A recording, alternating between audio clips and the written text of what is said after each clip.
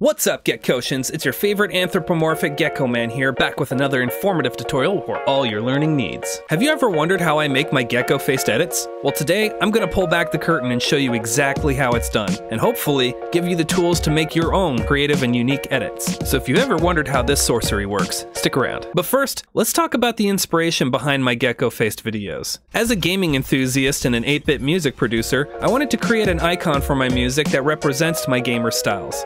A pixel art Gekko man. I know, right? Random. Like, what's a Gekko gotta do with video games? I'll go into more about how I became the Gekko man in a later video. But once I started making Skate 3 edits, I had the idea of putting what I call Gekko head onto the face of my skater. Something you can see in my very first Gekko vid here.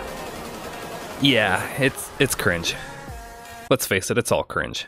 But how do I do it, you're probably asking? Well, it's honestly pretty easy. Stick with me, and I'll take you through the process on how all the magic happens.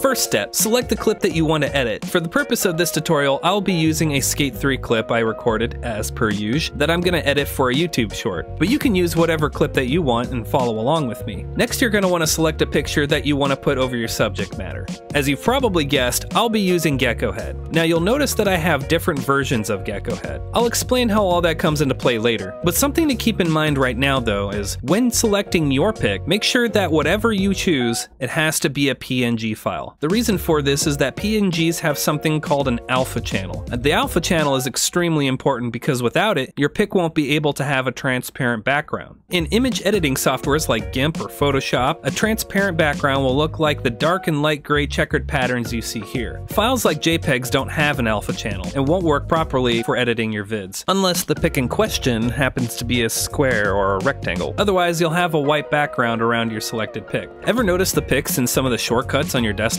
The reason why they're not square is because they're using PNGs.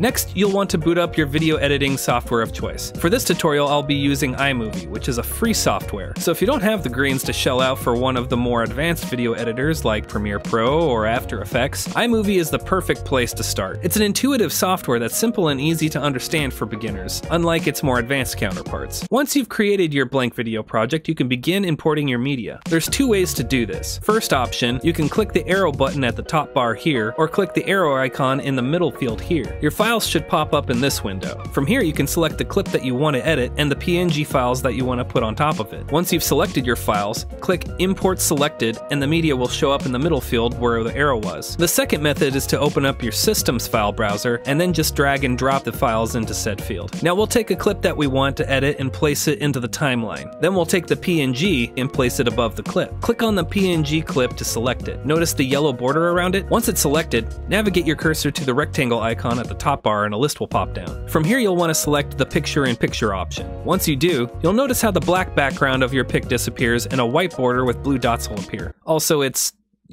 smaller. These blue dots are how you change the position and dimensions of the pic. Another thing that you'll notice is these two arrows with a diamond in the middle. The diamond button is how you add what are called keyframes to the timeline. Keyframes are how you give movement to your pic in the vid. To get the general idea of how this works, let's start by moving the playhead, the line that shows your current position on the clip, to the first frame of the pic. Now let's press the diamond button. Once you've done so, you'll activate the keyframes function, and from this point on, any changes that you make to the pic will automatically place a new keyframe on the timeline. When a keyframe is placed, the diamond symbol will look like this. Clicking on it again will remove the keyframe. Now that we have our first keyframe in place, let's position the playhead further down the timeline and move our pic's orientation. As you can see, a new keyframe is placed. Now let's play it back. Notice how the pic moves across the clip. This is the basic premise of how all this works. Now let's discuss how to control your PNG with more detailed movement. In order to properly mask your character, make sure that your PNG covers the top of the head and the bottom of the chin, as close to or as far away as you see fit. You can use your arrow keys on the keyboard to move the playhead a frame at a time. Move the playhead a few frames and adjust the position of the PNG. Then do it again. Repeat this process until you've fully edited the pic on your clip to your satisfaction. Keep in mind that the less frames in between keyframes that there are, the smoother and more realistic the movements will appear. The more frames that there are, the less realistic it will look. I'll usually have anywhere between 1 to 6 to sometimes 8 frames at a time. The number of frames between keyframes that you'll need depends on how dynamic the movement of your character is. This is a very meticulous process and may take a lot of time to accomplish properly, but with a bit of patience and a little grinding, you'll end up with some satisfying results. But just like with most things, the more you do it, the faster you'll get at doing it. But Gekkota, towards the beginning of this tutorial, you mentioned those other versions of your picture.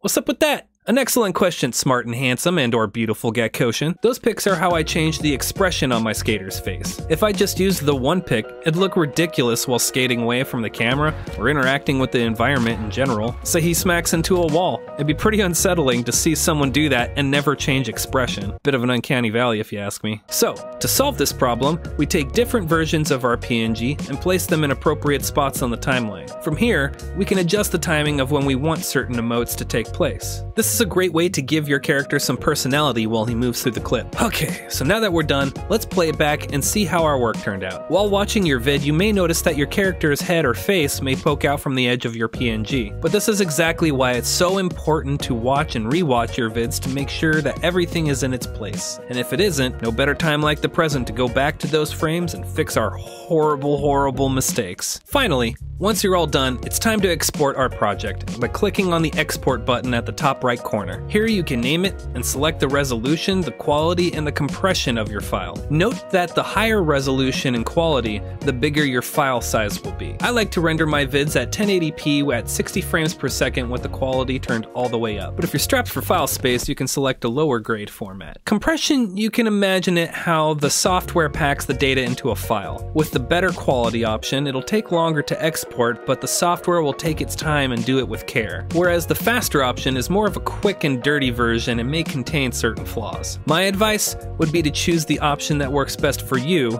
and your setup. Once the video has finished rendering, you now have your very own edited video that you're free to post to whichever social media platform that you want. And it's just that easy. Now, if you're already a fan of my channel, chances are you've seen some of my videos with even more effects and content added to it. And if that's something that interests you, don't forget to smash that subscribe button and stay up to date for more of my sweet content. So there you have it, folks. Now you know how I create my Gekko-faced videos. I hope you found this tutorial helpful as well as informative. If you did, feel free to let me know by hitting that like button and share it with any of your friends who want to learn how to edit. Let me know your thoughts on this video in the comments. If you have any questions or concerns, I'll be happy to help out to the best of my ability. Anyway, I hope you're having a great day and I will see you in the next video. Stay awesome, Gekkosians. Peace.